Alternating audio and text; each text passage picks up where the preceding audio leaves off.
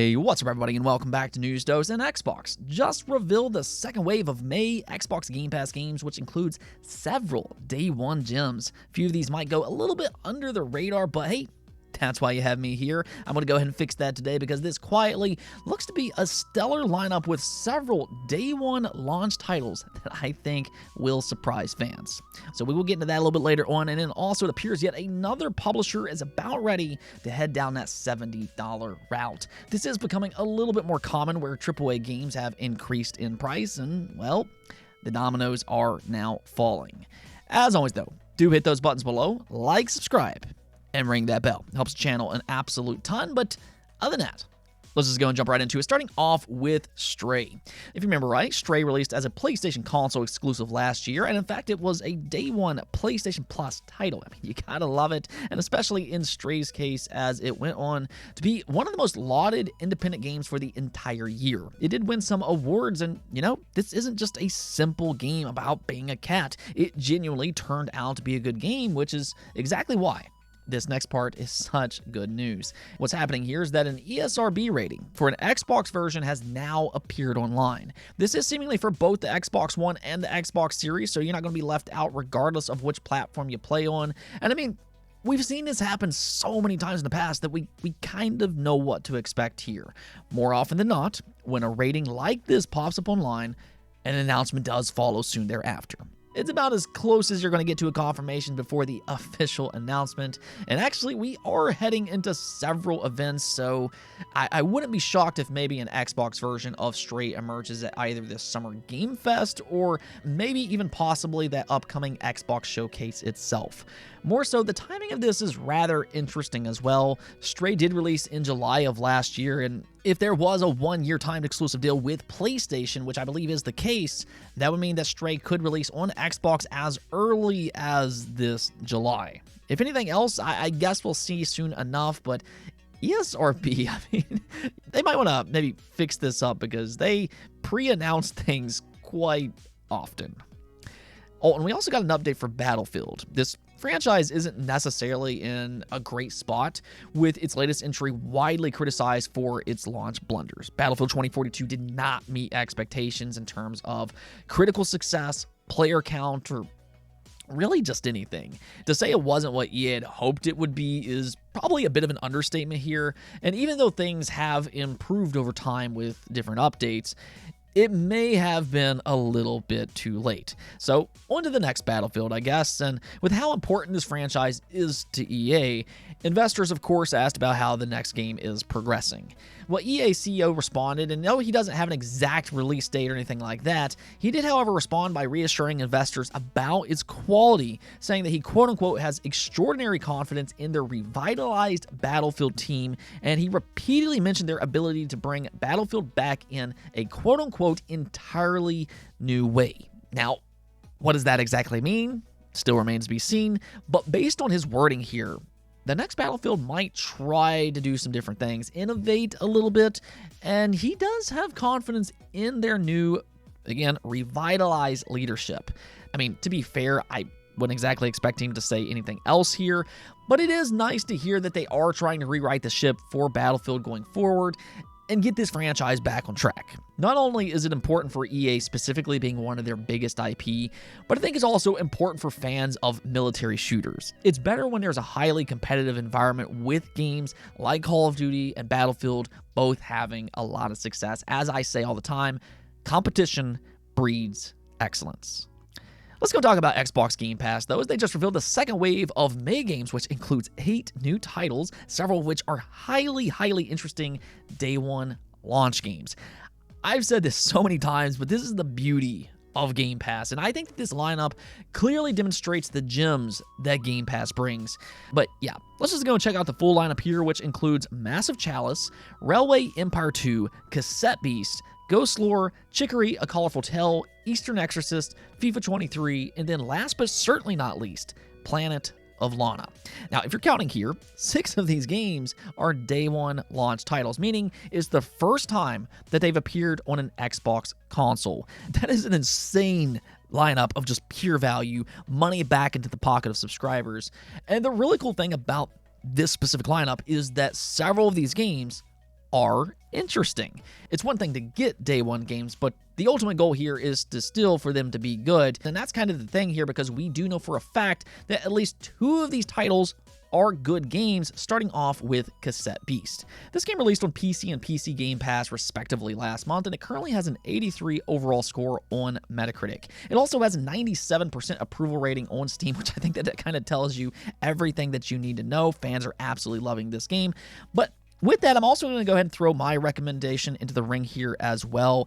See, I've actually been playing Cassette Beast over the last month, and honestly, I mean, it is such a good game.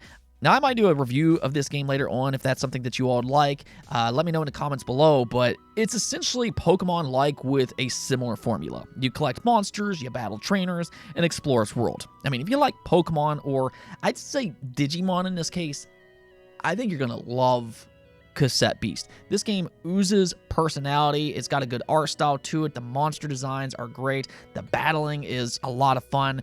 I mean, this game will absolutely delight some people when it releases on consoles later this month on May 25th, including Xbox Game Pass. So definitely go check that one out when it releases. But then you also have Ghost Lore, an action RPG inspired by the likes of Diablo 2.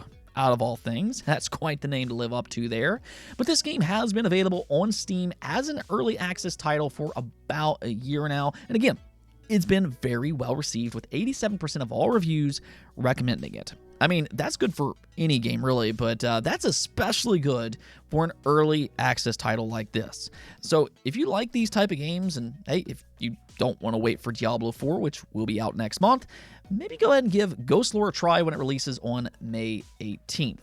Now, another one here, though, is Chicory: A Colorful Tale. This game released on other platforms back in 2021, and it was highly, highly praised for its unique ideas, its creativity, and as you can see here, its charming art style. It does have a 90 overall score on Metacritic. As for the gameplay, though, it's a puzzle adventure game in a coloring book world where you can draw and paint on anything. Now, I have seen it kind of described as a Zelda top-down game before, just with its puzzle elements, but this is yet another gem heading over to Xbox for the first time on May 30th. If that wasn't enough, though, Planet of Lana is the one that I think will draw the most attention here. This game's art style and its setting is, quite frankly, stunning. It's mysterious, and ever since they first announced this game, it's been on my radar pretty much ever since, and I know that's kind of been the case with a lot of fans out there as well. This game genuinely looks great from what we've seen so far. I mean, this could potentially be one of the most anticipated independent games of 2023, because if it plays as good as it looks, Planet of Lana could be a real hit here. It does give me some Inside vibes, maybe even a little bit Ori as well. I love that game personally, one of my favorite Metroidvania games ever. But the real good news here is that it did get its first review today. Now, it's only one review, so who knows if this will be the trend going forward, but even still, Edge Magazine gave it a 9 out of 10 with the quotation saying, "Wistfully, masterfully conducts the emotional highs and lows of a planetary odyssey." If anything else here, the hype for Planet Lana only increases. I really do hope this game turns out to be as good as it looks, but that's the thing. It will be out May 23rd for PC and Xbox, including a day one Xbox Game Pass launch, so we will all get to try it out ourselves soon enough. Overall, though, these are the type of lineups that I absolutely love to talk about on this channel. One of my main goals with this channel is to talk about good games and help you all discover those, and that is something that I like about Xbox Game Pass, because we're all kind of discovering these games together. There are several day one gems here that genuinely might surprise fans, but the only problem is, which one do you start out with first? Now, I guess that's a good problem to have, but let me know in the comments below. Which one are you most excited to play? Now, unfortunately, though, one trend that we have seen this generation are increased prices. Early on, companies like Sony and Take-Two moved over to $70 games, and, I mean, in fact, Sony even increased the price of their console, and, I mean, they've had success. So the writing's kind of been on the wall for a while now. Xbox recently moved over to $70 games. Square Enix, they do it. We've seen EA release higher price games. Nintendo, they just released Zelda for $70. Ubisoft has said that they have plans for future $70 titles. And now Sega could seemingly be one of the next dominoes to fall. Now, it is important to keep in mind here that they haven't confirmed anything just yet, but they were asked about raising prices in a recent Q&A, and they did allude to the idea that they could be looking in that direction. This is what they said. In the global marketplace, AAA game titles for console have been sold at $60 for many years, but titles sold at $70 have appeared in the last year. We would like to review the prices of titles that we believe are commensurate with price increases, while also keeping an eye on market conditions. So the thing is they didn't flat out say yes, but oftentimes when a company doesn't say no to stop rumors and speculations in their tracks, that does signify that they are at least thinking about it internally. They could have easily said here, we have no plans for $70 games at this time, but we will continue to monitor the situation. But that's not what they did here. They instead left this topic completely open for discussion. Now, with that said, though, I don't really find any of this all that surprising. By the end of the generation, and I think most of us probably expect this by this point, most AAA games probably will be $70. Though I do kind of wonder about Sega's catalog. As much as I personally like Sega, they to me have always had a catalog of games that just feel different. Sometimes even a little bit strange. And I do wonder how some of those games would sell at an increased price. I mean, Sonic obviously is their most well-known mascot, but going to $70 could be a little too high for some fans out there. Now, they do also have games like Persona and Yakuza. Could they possibly increase those to $70? Those would probably be some of the prime candidates, but I mean, I guess we'll see. One good thing about Sega, though, is that if you do pay attention to how they release their games, they do discount their games pretty fast. I mean, you take a look at something like Sonic Frontiers, and I know Sonic's supposed to be fast and everything, but that game was selling for like $30 in like less than a month from its launch. The Yakuza titles are pretty much the exact same way as well. They get often discounts and pretty soon after launch. Sega just discounts their games early on, it seems like. Very nice discounts too. So if they do in fact go to $70, Sega's one company that I could see fluctuate early on. Either which way, the reality is $70 games are the new norm. And I'm sure that we will see a lot more of that in the coming years. Now, since we were just talking about Sonic, we might as well go and talk about his old arch nemesis and, well, seemingly also modern new pal, Mario. Of course, Nintendo has had a lot of success with the new Mario movie. It is now the 4th highest grossing animated film of all time, so just wow there. But if you've been holding out for the digital release so you can watch it at home, well, it is now officially available today. You can pick it up for $30 on Amazon Video, Google Play, iTunes, the Microsoft Store, and also Vudu. It's also Play Anywhere eligible, which is nice to see, but there you go. I do highly recommend this movie, especially if you haven't already watched it. It's just a fun overall experience, and Jack Black, I mean, he did such a good job with Bowser. The only thing now, though, is what's next for Nintendo in terms of movies or shows. Well, Aonuma, the Tears of the Kingdom director, did recently say that he's interested in a Zelda film adaptation. So, you know, I'm just going to go ahead and throw that out there. Let's go take a look at the poll of the day, though, where I asked you all, what is more important to you when subscribing to a game service? And as you can see here, the wide majority of you do prefer those consistent day one games, whether small or big, as opposed to consistent AAA games that have already previously released. And I am with you all on this one. I've said this time and time again. Those consistent day one releases are what keeps me subscribed to something like Xbox Game Pass. As we just talked about a few moments ago, the second half of May has several interesting day one launches that I want to try personally. Now, not all of these games turn out to be resounding hits, but Game Pass has often introduced me to games that I may have missed out on otherwise. And at times, those games have even turned out to be some of my favorites for a given year. Last year's Tunic and Signalis immediately comes to mind here. And this isn't even considering the first-party day one titles like Grounded, you have Forza Horizon, Halo, Hi-Fi Rush, the upcoming Starfield, etc., etc.